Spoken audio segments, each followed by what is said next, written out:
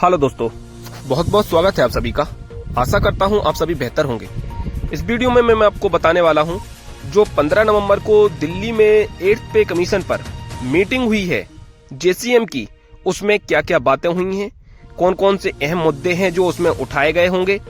क्योंकि 15 नवंबर को जो यूनियन के लीडर हैं शिव गोपाल मिश्रा जी, उन्होंने एक मीटिंग बुलाई थी, परंतु वो मीटिंग अभी तक गुप्त रखी गई है। उसमें कौन कौन से मुद्दे हैं जो सामने आने वाले हैं वो हम आपको बताने वाले हैं विस्तार से। आशा करता हूं आप सभी बेहतर होंगे और वीडियो को पूरा देखें ताकि हम आपको पूरी जानकारी विस्तार से बता सकें।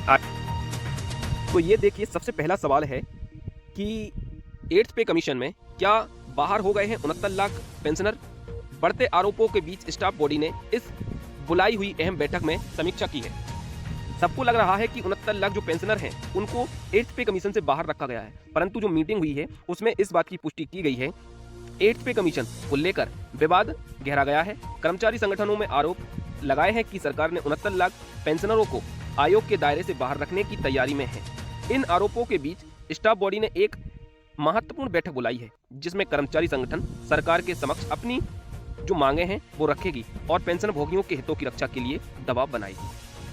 जो 15 नवंबर को बैठक बुलाई थी जेसीएम ने दिल्ली में, तो वो मीटिंग अभी गुप्त रखी गई है। मीटिंग हो चुकी है, 15 नवंबर को मीटिंग हो चुकी है, परंतु उसको गुप्त रखा गया है। वो मीटिंग थी 8th पे कमीशन में होने वाले जो अहम बदलाव हैं उनको लेकर कि क्या क्या सरकार उसमें बदलाव करेगी, क्या क्या सरकार के साथ ये अपनी मांगे रखेंगे। और जो टीआरओ जारी किया गया था उसमें ऐसा लग रहा था कि 69 लाख जो पेंशनर हैं उनको बाहर रखा गया है 8th पे कमीशन से, परंतु अभी भी लगातार बयानबाजी हो रही है।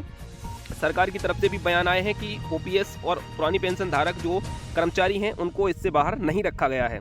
तो उसी को लेकर ये मीटिंग थी और 8th पे कमीशन में क्या क्या बदलाव होंगे, क्या क्या सरकार से मांगे हैं, वो सब चीज़ें इस मीटिंग में होने वाली थी।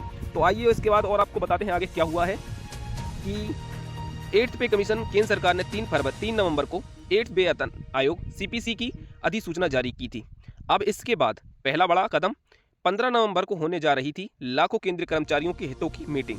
लाखों केंद्रीय कर्मचारियों की तरफ से सरकार से बात करने वाले सीएन जेसीएम स्टाफ साइड ने अपनी बॉडी की मीटिंग को अहम बुलाया दिल्ली में बुलाई थी। हालांकि AIRF general secretary Shiv Gopal Mishra द्वारा जारी की गई आधिकारिक पत्र में एजेंडा साफ नहीं किया गया था, लेकिन बैठक में कर्मचारी और करीब 69 लाख पेंशनरों से जुड़ा अहम रणनीतिक और राजनीतिक मुद्दा शामिल था। ये मीटिंग में साफ इन्होंने नहीं किया गया था कि इसकी जो मीटिंग है वो क्यों बुलाई जा रही है, परंतु 8th पे कमीशन का टीआरओ जारी करने के बाद शिव गोपाल मिश्रा जी ने इसको पूरे ध्यान से पढ़ा। उसके बाद ये मीटिंग बुलाई थी जेसीएम ने दिल्ली में कि सरकार ने इसमें क्या क्या किया है, उसको हम किस प्रकार से बदल सकते हैं, सरकार से क्या क्या अपनी मांगें रखनी होंगी। उसके बाद आपको बताते हैं आगे क्या हुआ। सरकार द्वारा 8वें वेतन आयोग के गठन की अधिसूचना जारी होने के बाद स्टाफ साइड की पहली रणनीतिक मीटिंग थी।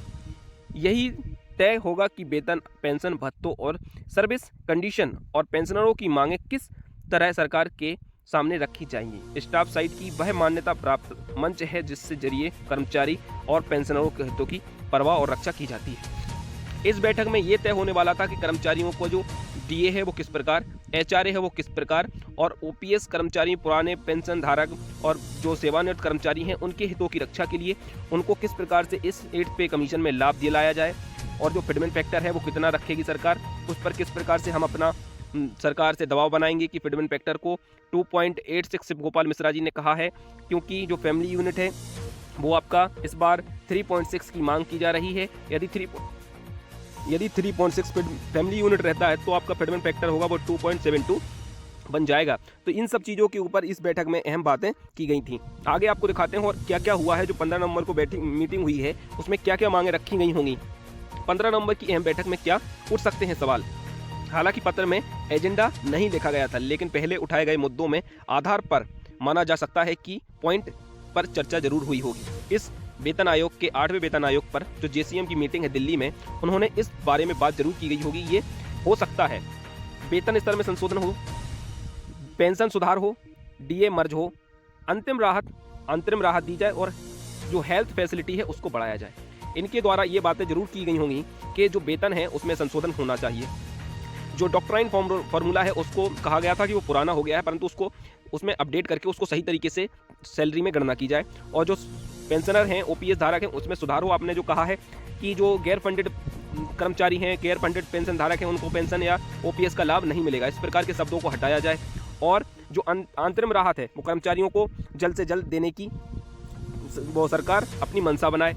और हेल्थ जो सेक्टर है उसमें भी काम करे सरकार। ये इसमें सवाल उठे होंगे। फरवरी में स्टाफ साइट की सरकार को इन मुद्दों की विस्तृत सूचना दी थी, लेकिन इन्हें अंतरिम टर्म ऑफ रेफरेंस टीआरओ में शामिल नहीं किया गया था। हालांकि इस बार इन्हीं छोटी हुई बिंदुओं को सरकार के सामने रखा गया है। इन छोटे छोटे बिंदुओं को सरकार के सामने रखा गया और कहा गया है कि इनको 8th पे कमीशन में ऐड किया जाए। सरकार ने इनकी बातें सुनने के बाद 15 मांगें जो रखी थीं उसमें ये सब चीज़ें शामिल थीं, परंतु सरकार ने अभी तक इन चीज़ों के बारे में गौर नहीं दिया है। उसके बाद क्या हो सकता है सरकार की तरफ से और कर्मचारी यूनियन की तरफ से, जो फरवरी में स्टाफ साइट की तरफ से मुद्दों में विस्तृत सूचना सरकार को दी गई थी, टर्म ऑफ प्रेफरेंस जारी किया गया था, और जो छूटी चीज़ें हुई थी, जो छोड़ गई थी सब चीज़ें, उसको सरकार को दबाव बनाकर टीआरओ में शामिल करने की बात की गई है, जो 8 CPC का गठन किया गया है। वहीं 69 लाख पेंशनरों की तरफ से भी इसमें कुछ मुद्दे रखे गए। हालांकि सरकार ने पत्र में टीआरओ में कई गंभीर असंगति की शिकायत की थी कि AIDEF ने वित्त मंत्रालय को सीतारमण जी को पत्र लिखा है, कहा है कि टीआरओ में 8वें वेतन आयोग की तारीख में जो स्पष्ट नहीं किया गया है पेंशनरों के लिए। सबसे बड़ा आरोप है कि टीआरओ में 69 लाख पेंशनरों को, फैमिली पेंशनरों को रिवीजन का कोई जिक्र नहीं किया गया है। इसमें जो पेंशनर धारक हैं, 8 पे कमीशन का टीआरओ जारी हुआ था, उसमें ये नहीं कहा गया था कि जो पेंशन धारक हैं उसकी भी पेंशन, उनकी भी फैमिली पेंशन में कोई बढ़ोतरी या रिवीजन किया जाएगा, क्योंकि 7th पे कमीशन जब आया था तो 7th पे कमीशन में ये सब चीज़ें बिल्कुल विस्तार से दी गई थी सरकार की तरफ से कि पुरानी पेंशन धारक, फैमिली पेंशन धारक की पेंशन में संशोधन किया जाएगा। तो इस प्रकार अभी कर्मचारियों ने ये मांगे रखी हैं।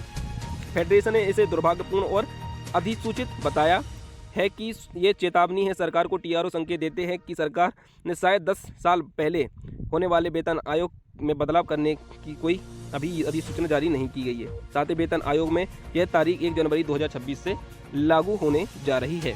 तो अब सरकार की तरफ से और सरकार को यह पत्र लिखकर ये सब चीज़ें कहीं जा रही हैं कि सरकार ने पहले भी ध्यान नहीं रखा था शायद, परंतु हो सकता है अभी सरकार इन चीज़ों पर ध्यान दे। हमने जो जो चीज़ें कही हैं सरकार को उन पर ध्यान देना होगा। कर्मचारियों को शामिल करें, डीए को मर्ज करें, पेंशन में सुधार करें, वेतन स्तर में संशोधन करें, हेल्थ जो स्ट्रक्चर है उसको मजबूत करें।